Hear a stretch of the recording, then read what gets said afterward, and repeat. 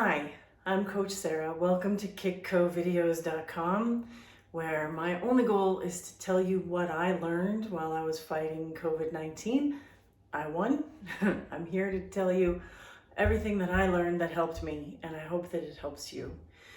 So, you just got your positive COVID-19 test. What happens now? Well, you're feeling cold symptoms, head cold style symptoms. You might even have a cough already.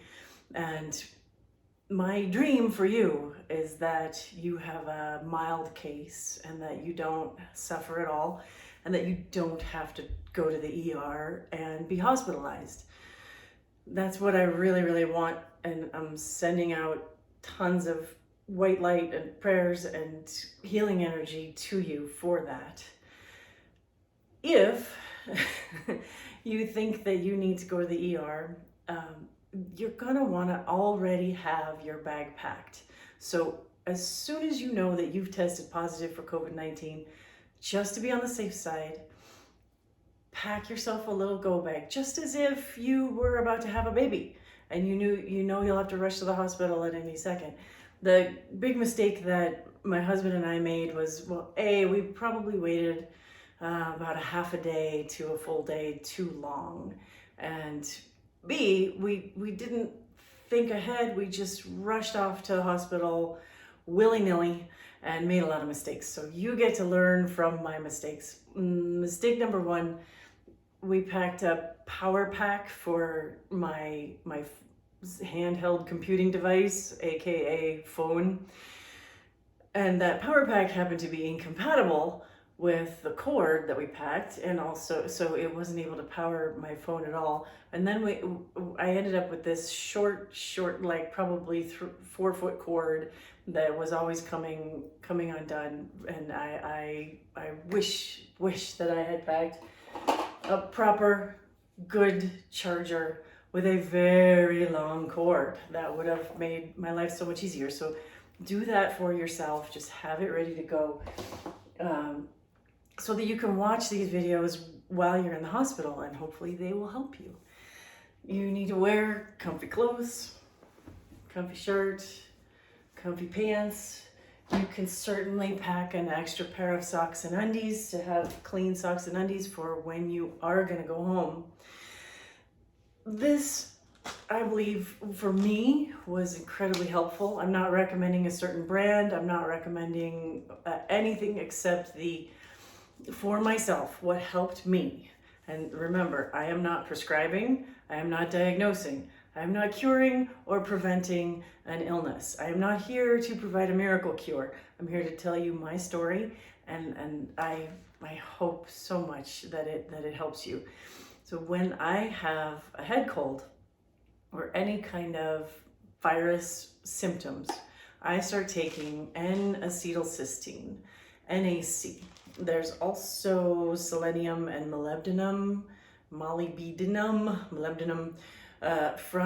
in this supplement as well, but it's mostly N-acetylcysteine, NAC. This is just an amino acid, something that your body produces naturally anyway, and it does help me to stave off pneumonia, to stop a regular virus from descending into my respiratory system and causing a lot of coughing and long recovery. So this has been 1 in the morning, 1 at night for me every day since I learned about it from my best friend, who I treasure. She's so wise.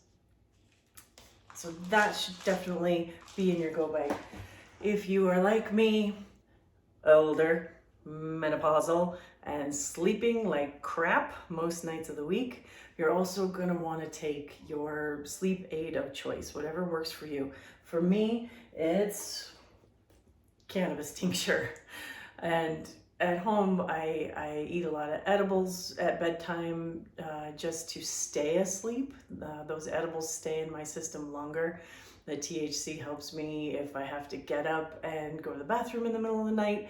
That cannabis helps me not have that spinning mind, and I can just get back to sleep after that.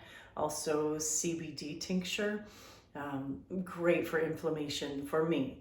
I take CBD most days of the week just to help with my chronic inflammation issues that I have just normally through the course of my life, regardless of whether I'm fighting COVID or not. So those daily remedies that help you, that you already know about, take them with you to the hospital. The worst case scenario, the doctor says, no, you can't take that while you're here. I'm sorry, it'll interfere with your treatment, which is fine. But I didn't sleep well in the hospital. And when you're not rested, it makes it harder to recover. Of course, toothbrush, toothpaste, you don't have to take these. Most hospitals can provide these for you. Also, I wasn't really interested in brushing my teeth for at least a week. I was so sick. But if you want to grab them and put them in. Hand lotion, same story. The hospital probably will have them. Have someone, if you're too sick, have someone trim your fingernails and toenails for you. I was in ICU for 10 days, total of 14 days in the hospital. And my hospital has a policy that they won't trim nails. So I came home with dragon toes. So before you go, just trim those nails really, really quick. You'll be glad you did it. And last but not least, this was given to me by one of my ICU nurses.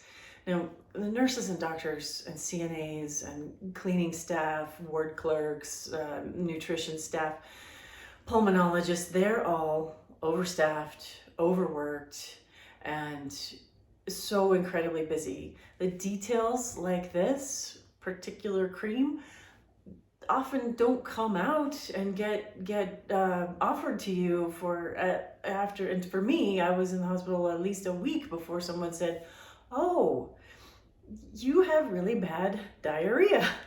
And I know that it hurts, so put this on your butthole. I probably should have put a disclaimer at the beginning of this video that we were going to talk about body parts and diarrhea. So, surprise. This is called Calazyme. Skin protectant paste. So really any cream or salve that is soothing, even just a little container of petroleum jelly, to be able to have this as an option for soothing your hiney. I was lucky enough to have a lot of gastrointestinal issues and diarrhea with my particular brand of COVID-19. So this stuff is a lifesaver, and they might not have it at your hospital near you. So just have something in your bag that will soothe the savage beast. Okay, so your bag is packed. How do you know when it's time to transfer? A pulse oximeter. Now I'll do a completely new video that takes you through how to use a home pulse oximeter, OXIMETER, oxygen meter measure. So it measures the oxygen levels in your blood, and you just put your finger in it, and it tells you, you want to be well above 90% for your oxygen levels. I had dropped to about 86-85% with the home machine when we decided to rush me to the hospital. So that pulse oximeter will help you a lot at home. So as soon as you have symptoms and have your positive test, you go to your local pharmacy and just whatever it takes, you spend the money on a pulse ox. It's a crucial tool for you at home to know whether you need to transfer to the hospital or not. And I'll talk more about that in another video. Thank you so much.